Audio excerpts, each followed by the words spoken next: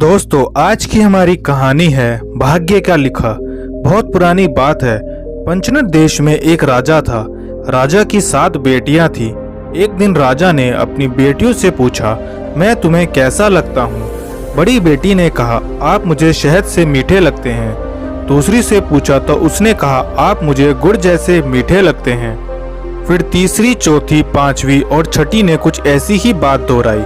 किसी ने शक्कर की तरह, किसी ने शहद की तरह, किसी ने मिश्री जैसा मीठा कहा। सबसे छोटी वह राजा की सबसे प्रिय बेटी से पूछने पर उसने कहा, महाराज, आप मुझे नमक के स्वाद की तरह लगते हो। यह सुनकर राजा को गुस्सा आ गया। उसने राजकुमारी से पूछा, तुमने मुझे नमक जैसा क्यों कहा? लड़की ने मासूमियत से जवाब दिया, पिताजी, मैंने जैसा महसूस किया वैसा ही तो कहा। यह सुनकर राजा का गुस्सा 7वें आसमान पर चढ़ गया। और यह तो हम सभी जानते हैं कि गुस्से में आदमी अपने होशो-हवास खो बैठता है। उसने लड़की से कहा, नालायक, मैं तुझे इसकी सजा दूंगा। लड़की बोली, मेरे भाग्य में जो लिखा है वो होकर रहेगा। वैसे राज जोशी ने भी मेरे भाग्य में रानी बनने की बात कही है। राजा ने गुस्से में सेवकों को आदेश दिया कि नगर में किसी भी कोढ़ी आदमी को उठा लाओ और इस छोटी लड़की की शादी उससे करा दो। राजा की बात सुनकर सब लोग चिंता में डूब गए। रानी ने हाथ पांव जोड़े। मंत्रियों ने राजा को समझाया, लेकिन राजा ने उनकी एक न सुनी। सेवक एक बूढ़े कोढ़ी को उठाकर राज दरबार में ले आए। राजा ने छोटी बेटी का विवाह रस्मो रिवाज से कोढ़ी के साथ कर दिया।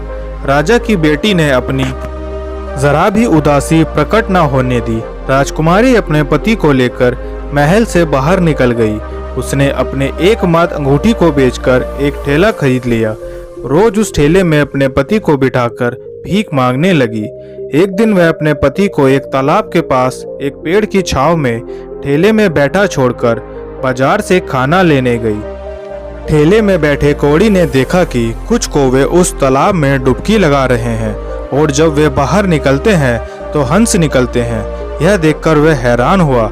अचानक उसके दिमाग में एक विचार आया, क्यों ना मैं भी तालाब में डुबकी लगाऊं? कौवा हंस बनकर बाहर निकल सकता है तो हो सकता है मेरा भी कोढ़ ठीक हो जाए और मैं भी सुंदर नौजवान बन जाऊं। वह तालाब में डुबकी लगाने उतरने लगा तो उसने सोचा, यदि मैं सुंदर नौजवान युवक बनकर निकलूंगा तो मेरी पत्नी मुझे कैसे पहचानेगी? यह सोचकर उसने अपनी चितली उंगली को पानी से बाहर निकालकर डुबकी लगाने का फैसला किया ताकि उसकी पत्नी उससे उसकी पहचान कर सके। डुबकी लगाकर वह पानी से बाहर निकला तो उसका सपना साकार हो चुका था। वह मुस्कुराता हुआ ठेले पर बैठ गया। जब राजकुमारी वापस आई तो उसने देखा कि उसके पति की जगह एक सुंदर नौजवान ठेले पर बैठा हुआ मुस्कुरा रहा है।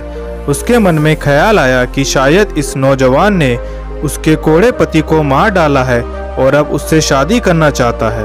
यह सोचते ही उसकी आंखें गुस्से से लाल हो गई और वह युवक से बोली, बता मेरे पति कहाँ हैं, नहीं तो तुझे मार डालूंगी। युवक ने हंसकर कहा, पगली, मैं ही तेरा पति हूँ। परंतु वह ना मानी और रोते हुए बोली, तुम मुझसे झूठ कह रहे हो। मैं पतिव्रता स्त्री हूँ।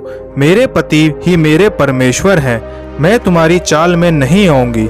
तुम्हें मारकर खुद भी मर जाऊंगी। यह कहते हुए उसने अपनी कटार निकाल ली। नौजवान युवक अपनी पत्नी के सच्चे प्रेम की मन ही मन सराहना करने लगा। उसने अपना हाथ जो अब तक पीछे छुपा रखा था सामने कर दिया और अपनी वह उंगली दिखाई जिसमें कोढ़ का निशान अभी भी बाकी था। राजकुमारी ने अपने पति को पहचान लिया। युवक ने बताया कि वह कश्मीर का राजकुमार है। एक बार उसने भूलकर एक साधु का अपमान कर दिया था। उसकी जरा सी भूल के कारण साधु क्रोधित हो उठा और उसने मुझे कोढ़ी होने का श्राप दिया। कोढ़ी हो जाने के बाद वह खुद ही अपने पिता के राज्य से दूर पंचनद में आ गया था। इस चमत्कार को देखकर राजकुमारी की खुशी का ठिकाना ना रहा। राजकुमार अपनी पत्नी के साथ अपने राज्य में लौटा। उसके पिता उसे देखकर खुश हो गए। उन्होंने उसी दिन से राजगद्दी राजकुमार को सौंप दी। दोस्तों, अगर आपको हमारी यह कहानी पसंद आई तो वीडियो को लाइक करें और चैनल को सब्सक्राइब करें।